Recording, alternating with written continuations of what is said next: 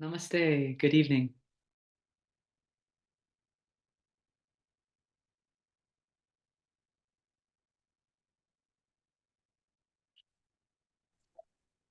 Let us begin our session with a prayer,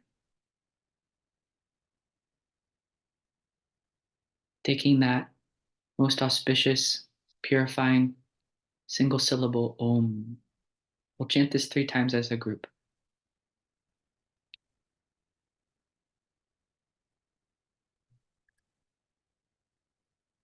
Om.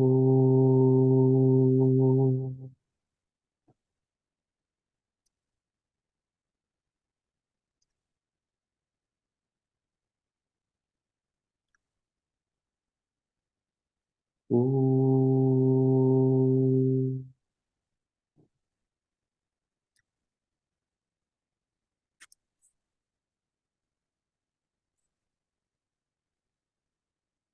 Om. Oh,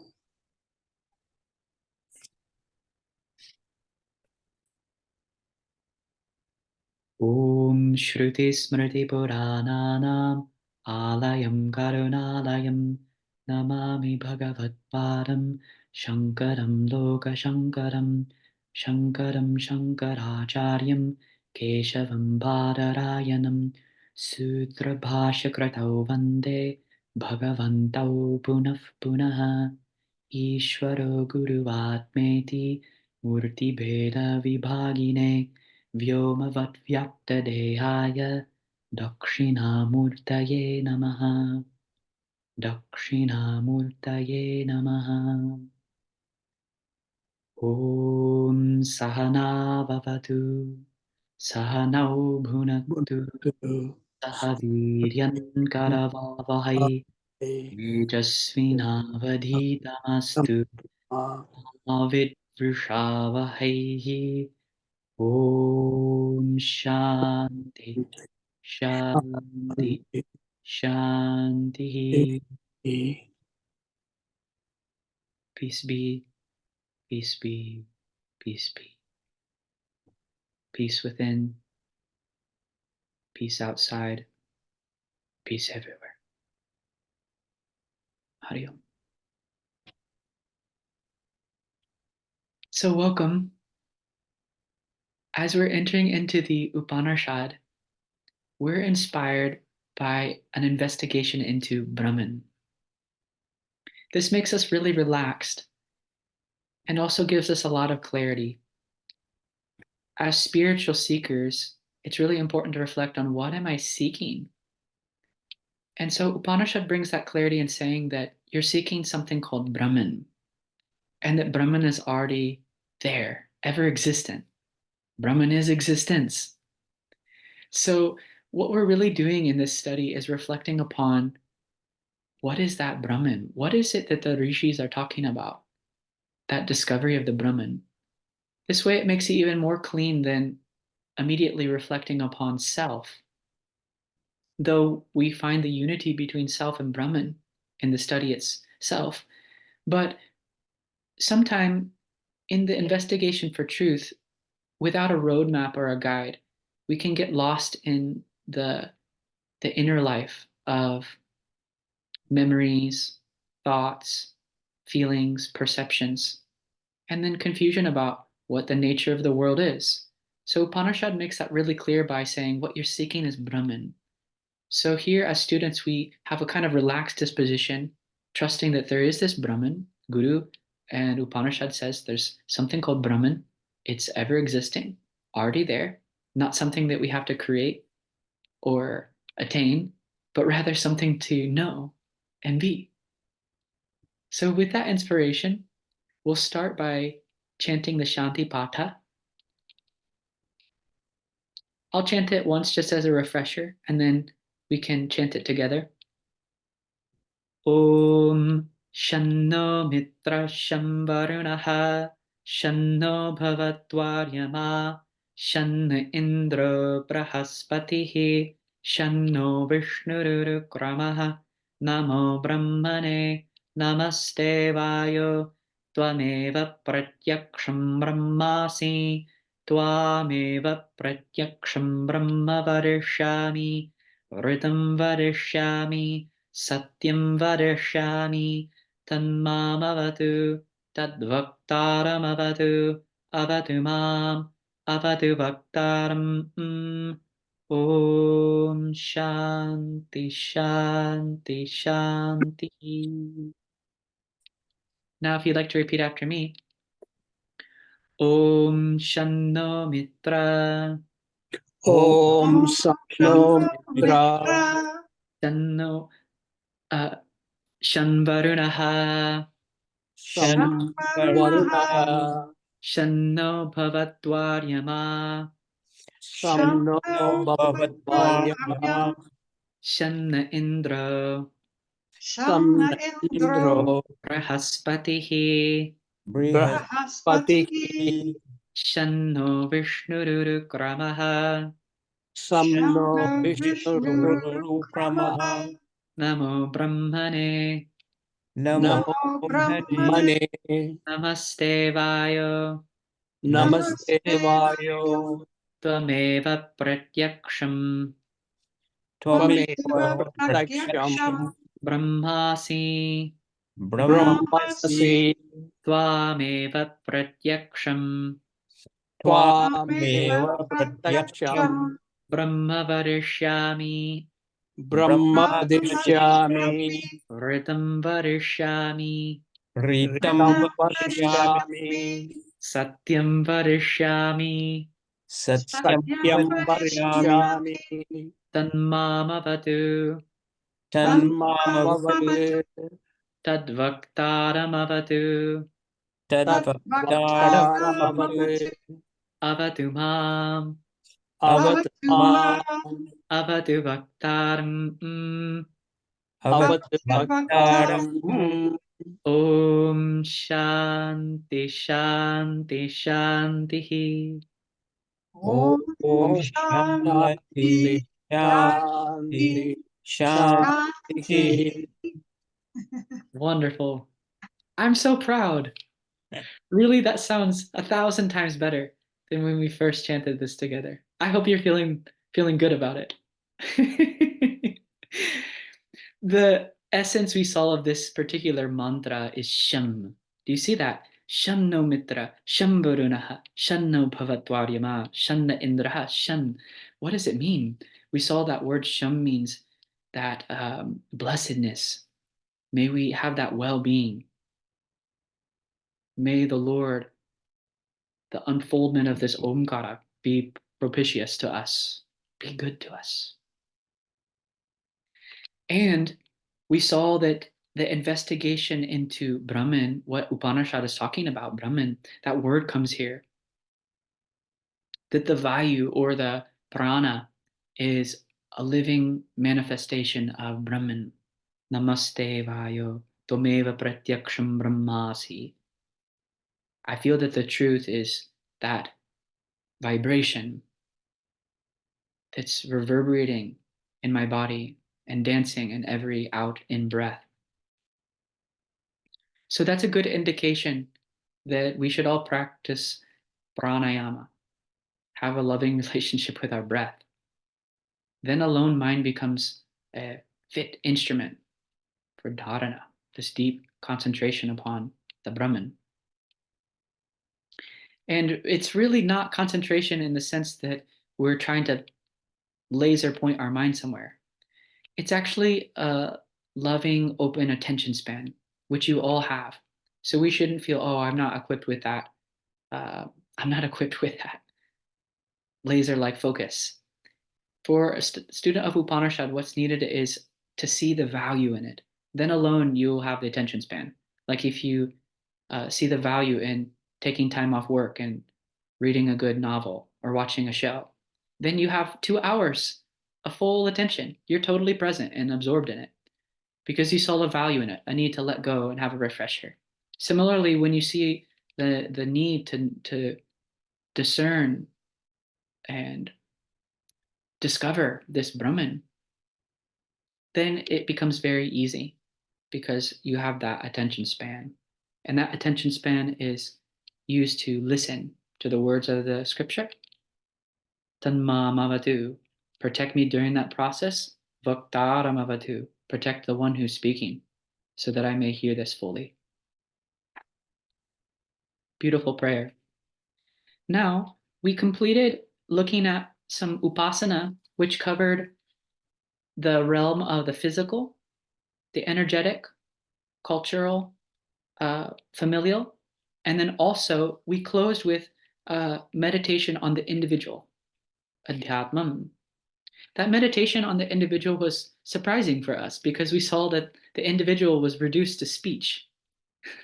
We were told to meditate on the upper, lower jaw, then that tongue playing in between. And this was the Rishi's conception of us as an individual person. We saw last week that the meaning behind that is the importance of how you really can wield your own identity through what you say, your speech. So we're reflecting upon the power and importance of speech. So keep thinking on that. Keep reflecting on what you say. Am I speaking what is true for me? Are my words agreeable and sweet? I may be saying something true, but is it ready to be heard? We talked about that too, the importance of having the willing listener. So all this is really important in speech making. And we've all experienced that really, really you announce yourself through your speech. You present who you are to the world by what you say. That's why sometimes those first impressions are so important. The first words that you utter are immediately registered for the other person and felt, and then they develop an idea about who you are by what you speak. So all that was said, and then it closed with saying, Iti ma mahasagumhitaha ya eva meta mahasagumhita vyakhyata veda. We've expounded these cluster meditations. Whoever knows them, Veda, sandhiyate prajaya pashubhihi. They live a glorified life. They have good progeny, good children, pashubhihi, cattle, brahmavarchasam. They glow. Glow here, that brahmavarchasam means that you're totally relaxed inside. And that will show up physically in the shaping of your face, the opening up of your gaze, the sweetness in your smile, a pleasant odor in the body. So all these things are an expression of that brahmavarchasam when one is really, truly non-nervous. Their nervous system is settled. Also, we saw anadyena. They also have plenty of food. Suvargyena lokena. And they come to experience a pleasant world. Whether that means heaven or that means that their field of experience here on earth is much better, you can take both meanings. Now, a more refined form of practice comes in this next mantra. We just started opening this up last week. This is a particular mantra that is used in a practice known as japa. Japa is the repetition of a sacred sound, which one has a vibration, which will influence this nervous system and the mind. But also, too, it's not meaningless. It has a deep meaning which you can reflect upon and then feel and become. So this particular mantra is addressed to Indra. The real meaning of Indra is that which illuminates. So Adi Shankaracharya himself revealed that Indra is actually Omkara, the symbol of Om. So this particular mantra is thinking about Om, that single syllable Om, as a deity itself. So you're reflecting upon God or the higher deity as Om, mantra. That's interesting. And the main usage for this particular mantra is to purify our intellect, the Medha, giving us Medha Shakti, the discernment power, and also retentive power. So I'll explain that more as we open it up. First, let's chant it.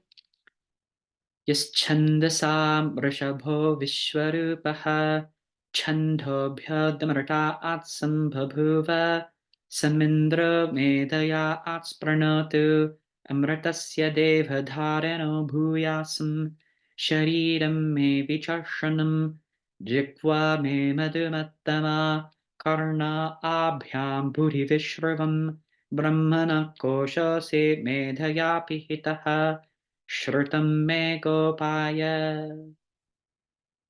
Now, you can repeat after me.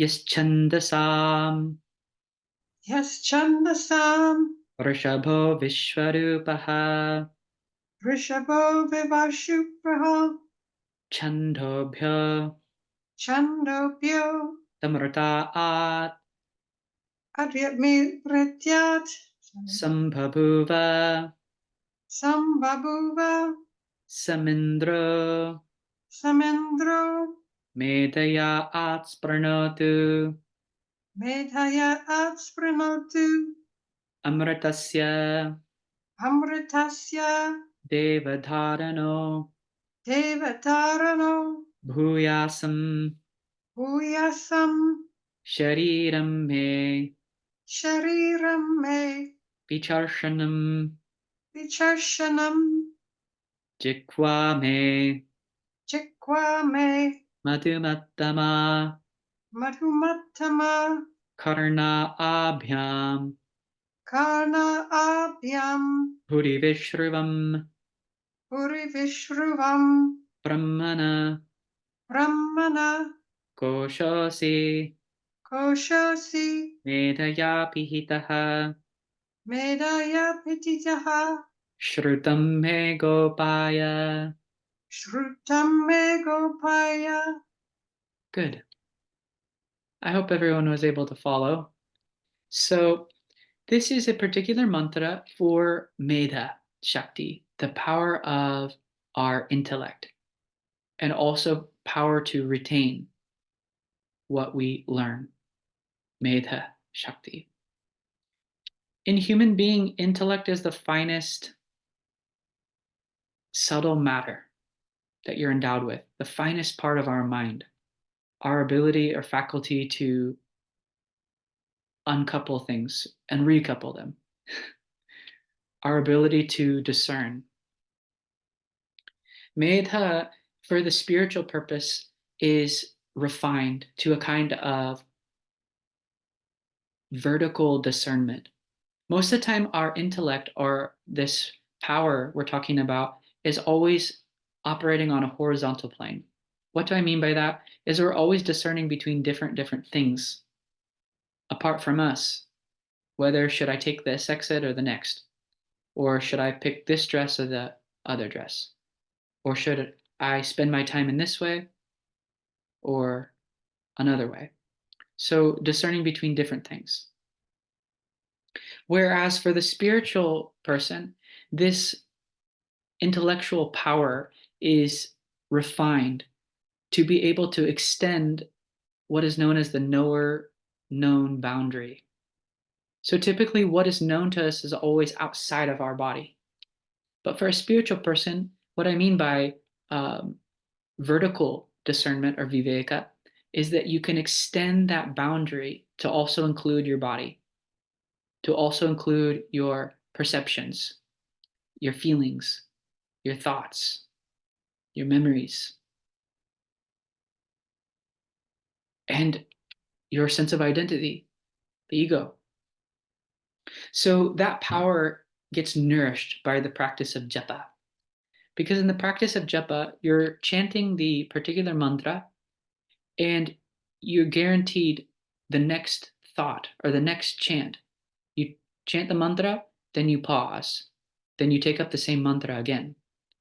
This gives mind the ability to gather its scattered, distracting, disturbing tendencies to rest upon the deep meaning and sound of the mantra. Not only that, but you start to get comfortable and nourished by the space that's in between. Your mind starts to discover a deep peace between those chants. You reach a certain sort of absorption as you have the silence between each chant. All of this prepares the mind for that for that deep reflection between yushma pratyaya, what you observe around you, which is also body, mind, thoughts are included in that, and also asma pratyaya, I. So to see the difference between them clearly, japa prepares you for that. Now, what does the mantra actually say? Yas chandasam rishabho vishwarupa. So first, it's an address to this deity as Om. It's an address, Yaha, he who, Chandasam, who's amongst those Vedic meters, is the Rishabha, is the bull amongst them. Rishabha means the bull amongst these Vedic meters. The meaning of that is that the leader or the most preeminent sound amongst all of the Vedas is Om. And that Om is known as Vishwarupaha. Vishwarupa means manifold or the many-faced sound, Om. So the meaning of that is that Om is the master key. Om is what is common amongst all the Vedas. That's why they say if you know Om, then you know the Vedas. The idea behind that is that Om as a symbol and its deep implications are applied to all seekers. So we find when we're talking about the Vedas themselves, we find those audience composed all of these beautiful poetic mantras praising of the nature. There they use the Om in those mantras. So it applies to them. Similarly, for those brahmanas that are interested in doing the ritual and the yajna, they also begin with Om. They invoke the Om to begin with. And similar is true for the rishi of the Upanishad, the meditators who withdraw themselves. They also praise and use the Om. So no matter which way you approach it for well-being, prosperity, for self-discovery, Om is common. Om is universal in all the Vedas. So that's why it said Vishwarupa, not only the most prominent, but the all-facing sound. So those Vedas are said to be condensed to 18 different mantra, which make up Purusha Sukta. Purusha Sukta is beautiful verses on the cosmic person. And Om envisaged in an anthropomorphic way, that the head and feet are the sky and the earth of God. It's very beautiful. So there's 18 mantras from thousands to 18. Those 18 mantras are then condensed to 24 syllables in Gayatri Mantra. Gayatri Mantra, 24 syllables now. And those 24 syllables, if you compress them into a monosyllable, becomes Om. What is Om? It's a modified silence. That's why you pause, drop into that space, connect with your breath as you draw it up, and then before you utter that guttural sound, ah, ooh, and then that labial collapses into silence again. So Om is nothing but silence. That's why Vishvarupa. Not only that, Chandobhya. Chandobhyo Damrata Atsambhabhuva. That immortal sound which sprang up, Sambhabhuva, means came up out of these Vedas. Now we're getting really to the heart of what the prayer is. Saha me Indraha Medhaya. May that Indraha, or may that luminosity that is Om, to me, may I get that Meda. You see that word, Medaya. Medaya Spranotu. May I be nourished. Spranotu means the nourishment. May I be filled and nourished by the power of that Om. Meaning, may my intellect be refined. to capture the subtleties of what the Vedanta says. Then also another beautiful request. Amratasya devadharano bhuyasam. May I become, O Lord, may I become the possessor of that immortality. May I be able to contain that vision. This is really pregnant with the idea of a jiva mukti, one who's living this life, operating this body, mind, ego, but with a grand vision, a spiritual vision, versus some other ideas that are out there about we get our full release or full freedom, mukti, when we drop our body. Here, the request, that deep desire is, may I be a vessel for this immortal vision. Shariram me vicharshanam. May my body be able and active. May I have a strong body, vicharshanam. So look at how beautiful this is. This is a complete vision, samyak drishti.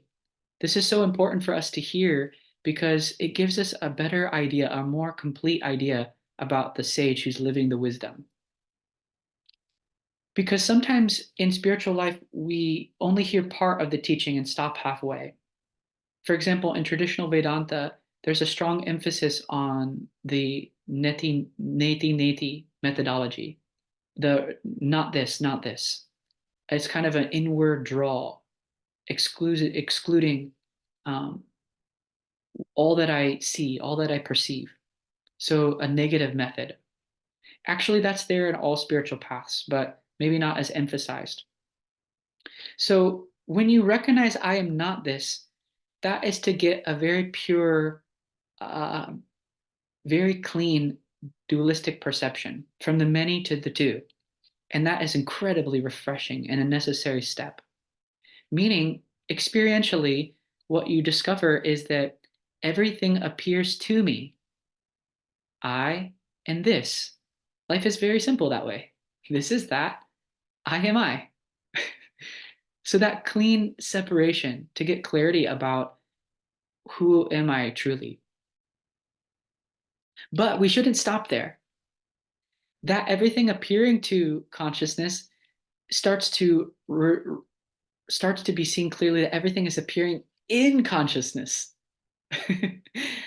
And when it appears in consciousness, then it is consciousness. The world is nothing but an expression of consciousness. So it has to go full step. So I am not this becomes I am all this. I hope that's making sense. If not, we'll continue to look at it.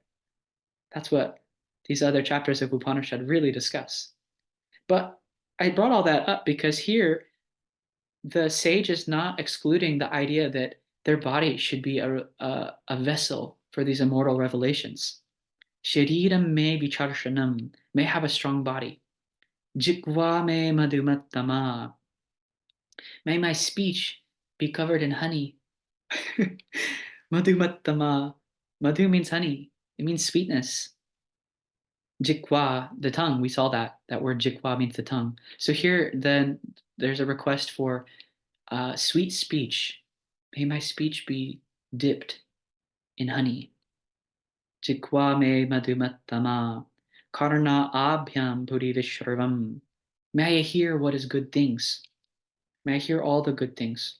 Karna abhyam puri vishravam. Brahmana koshosi medhaya pihitaha. Here it said that Omkara, you are the sheath of Brahman. That's interesting. Brahmana kosha. Koshaha. Koshaha means a sheath, a cover.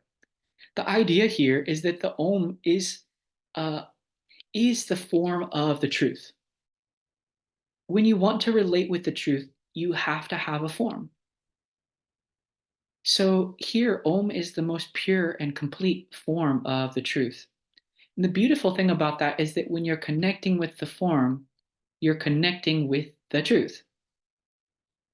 Like when I ask, bring my guitar case, though I'm saying the word case, I'm indicating the guitar. bring the case. When you bring the case, you're also bringing the guitar. The idea there, when you chant the Om and you revel in it and look into its meaning, you escape into the truth. You discover the truth because the truth is nothing but Om. Om includes everything. So Om, Koshaha, you are that sheath of the truth, of the Brahman, which is formless, timeless.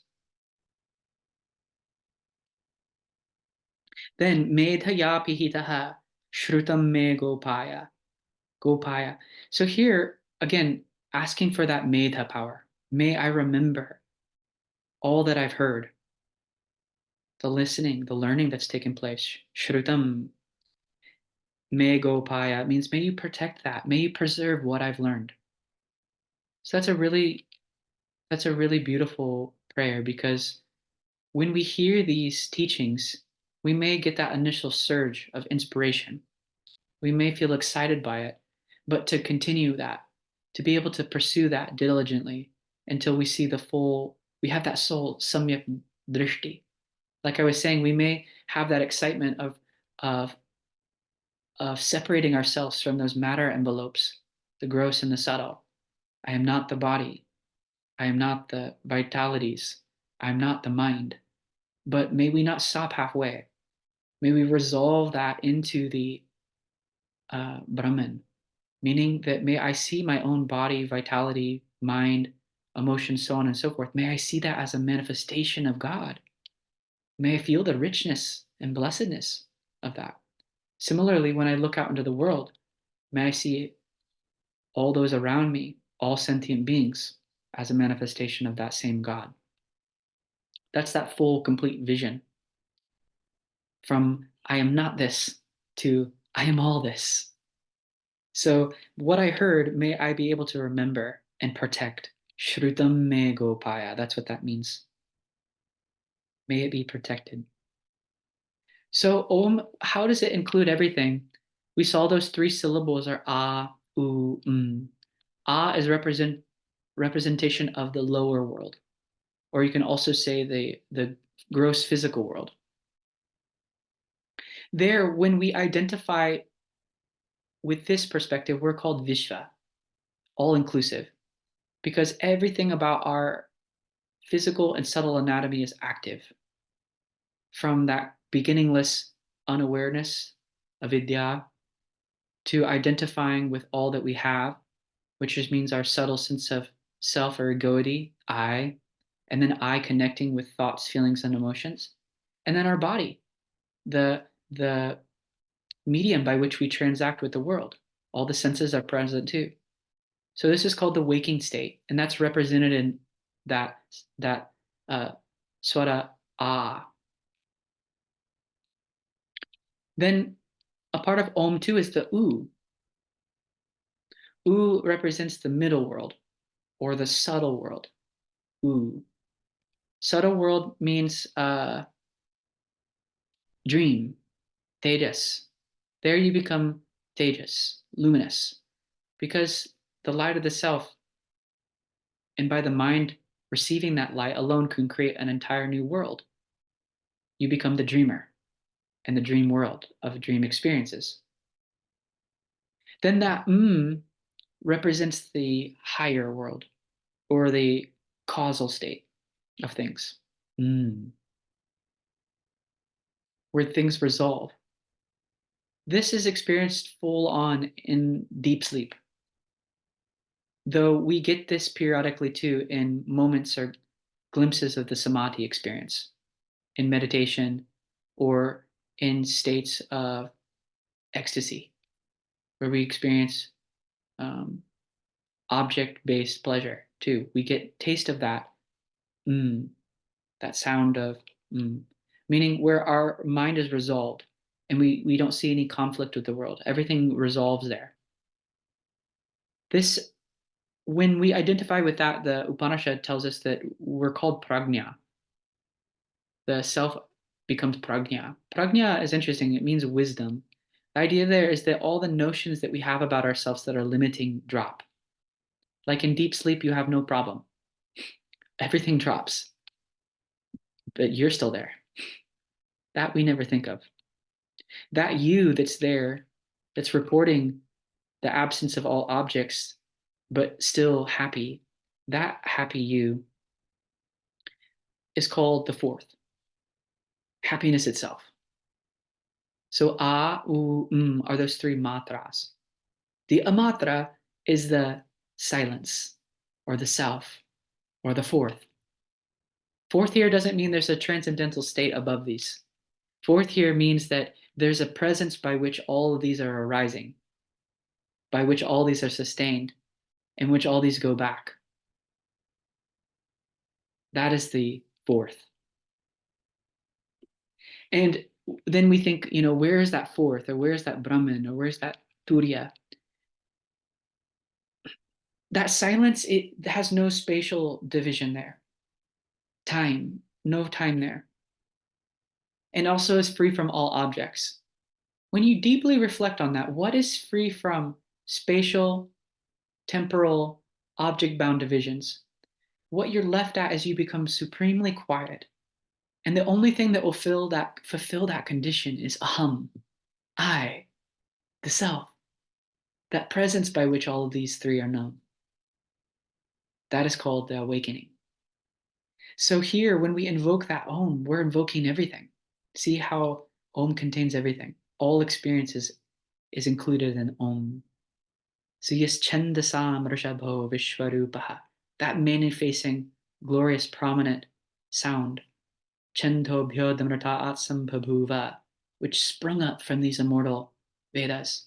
Samindro Medhayasparanotu, nourish my intellect, nourish that power of discernment. Amratasya deva dharano bhuyasam, shariram me vicharshanam. May I become the vessel of immortality. May my body become strong. Jitva me madhumattama, and my speech be filled with sweetness. Karna abhyam bhuri vishravam, may my ears hear what is good. Brahmana koshosi, I meditate on that Brahman which is Om, Omkara. You are the sheath of Brahman. Medhayapi hitaha, shrutam me gopaya. Protect my learning. Protect this power. How amazing. So the student would chant this. You practice japa with this. It's a long mantra, but you can learn it. And then you take it up for special practice in the Siddha meditation. After settling the body in asana, doing a couple of rounds of pranayama with the eyes resting in the inner space, then you take up this mantra and chant it repeatedly. So that chanting is supposed to purify the mind, that intellect, and then also help what you're learning in Upanishad, these subtle teachings, to be retained. That way you don't, because that's a defect of the mind being an instrument, anavasti tattva. That's one of the antarayas in Yoga Sutra exposition on this nature of mind, is that mind has a tendency to, once it reaches a certain state, to slide back, regression. Or we find things in nature always have this tendency of entropy, to dissipate and dissolve and lose their form. So as a spiritual person or as a yogi, you're trying to keep it together. Don't we say that sometimes? Keep it together, or keep your cool.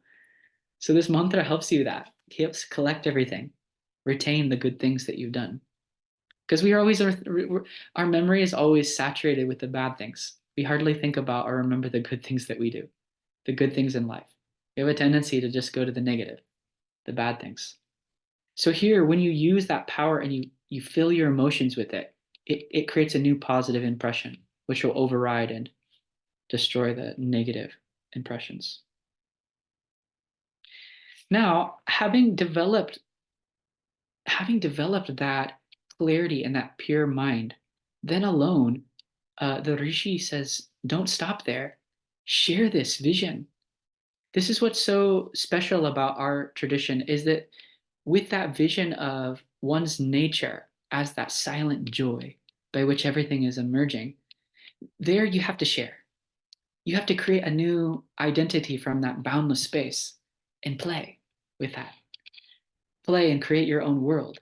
And there, when you're doing it from the pure Brahmanhood space, identifying as a happy person, There, what you create is including others, and you become an incredible role model and somebody who shares. And from that perspective alone, we can ask for all that's necessary to propagate and share this vision. What we see in this next mantra is the beautiful idea in the Vedic culture of Shri. It's called technically Shri Kamasya Homa. Homa means a certain fire worship ceremony here, and it's asking for Shri, Shri Kamasya, meaning pleasurable and good things to come. But the deep meaning behind that word Shri is whatever is happily produced, whatever comes effortlessly. That is Shri. For example, uh, giving a gift to a beloved. That's an example of Shri. Or another beautiful example you can think of is um, the baby receiving the mother's breast milk. That's an example of where the giving is done so happily. The milk there is produced happily, naturally. So anything that is Shri is happily given. This is how ashram model works, the Guru Dakshina model. We don't go out asking for anything. Things come on their own. Whatever you can give, your service, whatever you can give happily, then that alone you should give. So there shouldn't be any stress about giving. There's an art to it, which we'll see later in a coming mantra. But Shri means it's given to, it's received freely, happily. So here, let's chant this mantra. This is asking for all good things, prosperity really, to come. And specific details are given. But those specific details are to enable the teacher and the students to flourish together, to create a lively community of seekers of truth. So they have that vision once the mind is pure from that Medha Shakti is developed. Then you start creating in a really beautiful, pure way. Then you ask for whatever is necessary. So I'll chant it first. Avahanti vitanvana kurvanna chiramatmanaha vasagumsi mama kavascha annapane cha sarvada tato me shriyamavaha lomasham pashubhi sahaswaha Amayantu brahmacharina swaha Vimayantu brahmacharina swaha Pramayantu brahmacharina swaha Damayantu brahmacharina swaha Shamayantu brahmacharina swaha. All right. Now let's practice together. Avahanti Avahanti Vitanvana Vitanvana Kurvanna Kurvanna Achiramatmanaha Achiraatmanaha Vasagumsi Vasagumsi Mama Gavascha Mamagavacha Annapane cha Sarvada Annapane Sarvada Tato me Shriyamavaha Tato me Shriyamavaha Lomasham Lomasham Pashubhi Pashubhi Sahaswaha Sahaswaha Amayantu Amayantu Brahmacharina Swaha Brahmacharina Swaha Vimayantu Vimayantu Brahmacharina Swaha Brahmacharina Swaha Pramayantu Pramayantu Brahmacharina Swaha Brahmacharina Swaha Damayantu Brahmacharina Swaha Damayantu Brahmacharina Swaha Shamayantu Brahmacharina Swaha Shamayantu Shamayanti brahmacharina brahmacharina swaha. Swaha. You see that repeated. Swaha. We say Swaha. that swaha when we're making the offerings into the fire. So I'll explain that. The first key word you can pick up, which really gives the essence of this whole mantra, avahanti, avaham, avahanti, means drawing near, bringing. Apahanti. What is that? Avahanti vitanvana kurvanna chiramatmanaha. What is getting produced or what will be brought to us is the Shri, that prosperity. Kurvanna, that is produced. Achiram, without any delay. Chidam. To who? Me, Atmanaha, to me. So it's an asking, may I receive quickly, swiftly, what is good and what is given freely. What are those items? First it said, Vasa Gumsi. Vasa Gumsi means clothes, that you'll be well clothed. Mama Gavaha, and also cattle. May Cow. have cows, Yes. meaning wealth. Gavaha. And then also too, that adds into annapane. Annapane means food and drink. So milk from the cows, also fresh water, and all the food necessary. See, that request there is not just for the chanter or the guru or the yogi here. That's also for their students and their family. May my spouse, children, students among all of us be well fed, clothed, provided for, have food and drink. When? All the time. Sarvada. Tataha me shriyam avaha. This prosperity bring to me. Avaha. See that word, avaham. Avaha, bring to me. Also, lo masham pashubihi. Lo masham means hairy or furry animals. The implication behind that is sheep. That's important because that sheep, maybe in colder climates, you need that wool for warmth. So this is kind of cultural context here. Lo masham, hairy or furry animals.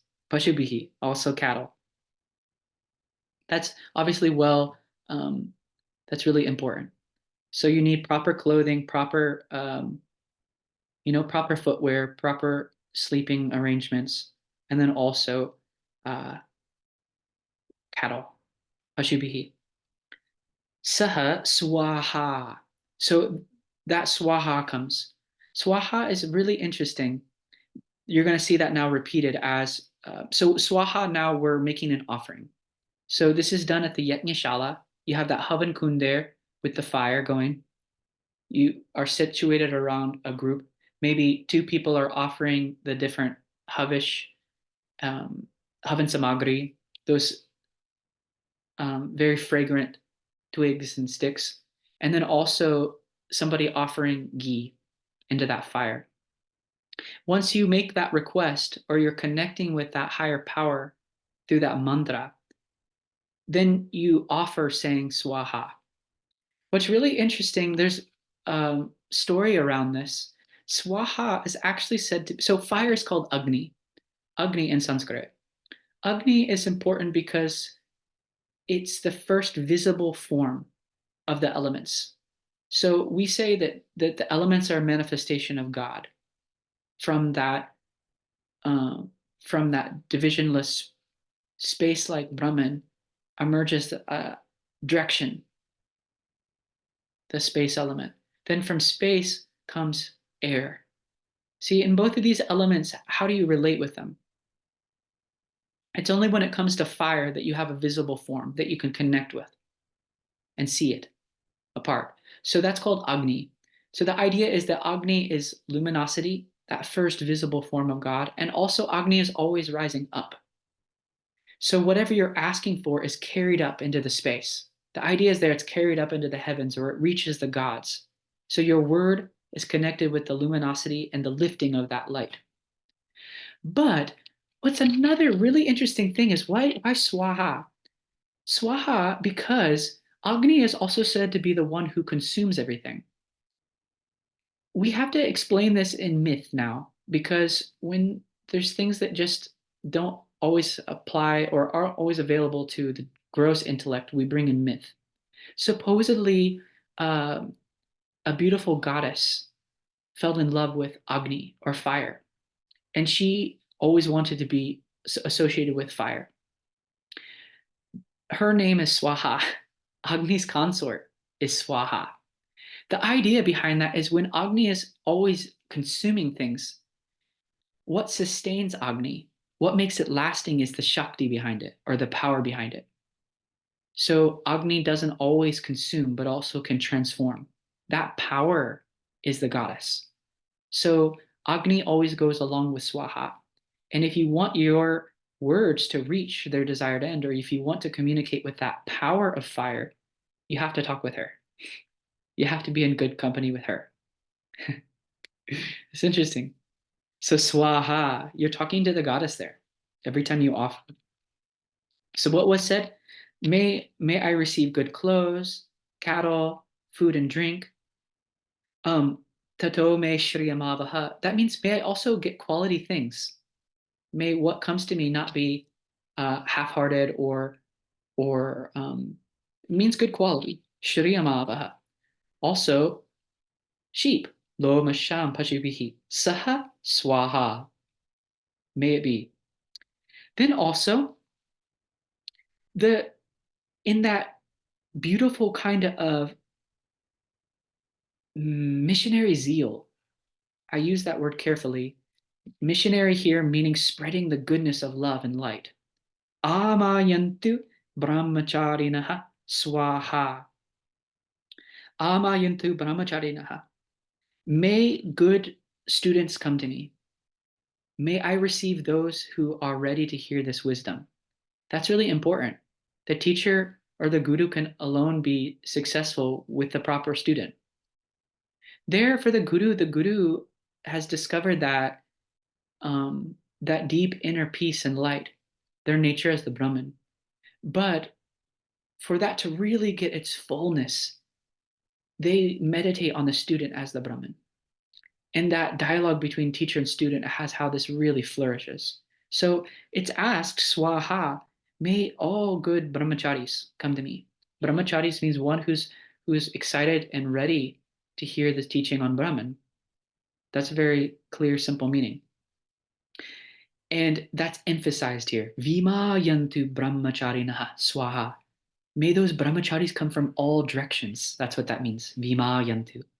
May those good students come from everywhere. Vima yantu brahmacharina swaha. Also, prama yantu brahmacharinaha. Prama means may they come in many numbers. May there be many students. And what kind of students are those? Dhamma yantu brahmacharinaha. Students who've prepared their mind. Dhamma here means that their senses are under control. They feel their senses are with them. So that means their ears are wide open for the teachings.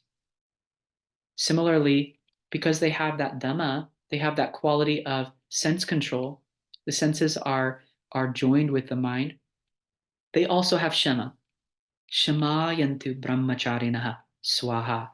Bring those brahmacharis that are empowered with a resolved mind, Shema, where they've reached a certain disposition that they say, let me listen to the guru. What kind of student is that? The student by which, when the guru says, there's no fear for you, there's a way to discover that peace. And that peace lives in your heart. When they hear that, these kind of brahmacharis have their hair standing on end. The tears stream down their cheeks. They feel they've arrived. They feel, I'm ready for this. Finally, I found what I was looking for. That kind of homecoming experience. Such students are so rare. So the guru is requesting that relationship to connect. May I find those students, and may those students find me. You find this, it'll happen. When the student's ready and the teacher's ready, they will find each other somehow. So that's emphasized. Amayantu brahmacharina swaha. Bhimayantu brahmacharina swaha. Pramayantu brahmacharina swaha. Damayantu brahmacharena swaha. Shamayantu brahmacharena swaha. So look at that attitude. I prepare myself and get deeply self-established in the Brahman. I have that Meda Shakti. Then I create an atmosphere where I can host and create a beautiful place of learning where the student's mind can be totally at ease and free. So that's the idea, is that the guru actually provides the space for the student, the antevasi, to live in and stay. So they don't have to worry about procuring all these material needs. They're already taken care of by the guru. That way their minds is totally open and free to just focus on study. Just study, study, study. So this is the spirit behind this, Sri Kamasya Homa, a spirit of prosperity and then sharing the teaching tradition. It doesn't just remain stuck with somebody in a cave. It gets expressed out and flourished. And one more interesting thing, just to look at that swaha. The etymology of that in Sanskrit is su, which means good, like sukham.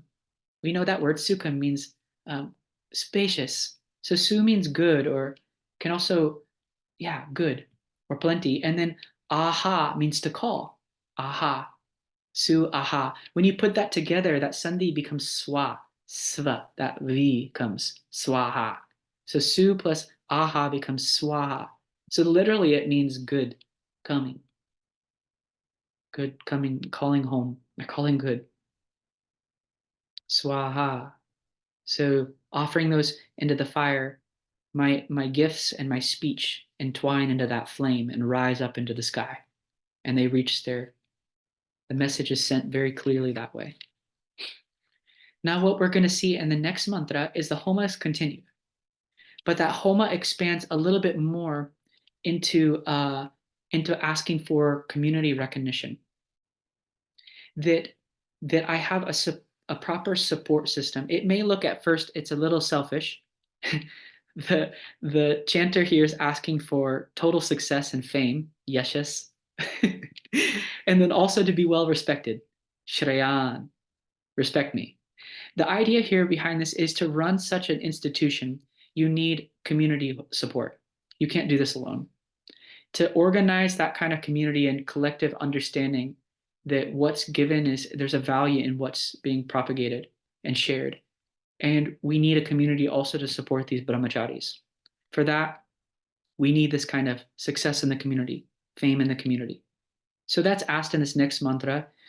Then we're also just going to see the rishi burst out into this beautiful poetic cry to the Lord, to become one with that Lord, and also to dissolve into the Lord.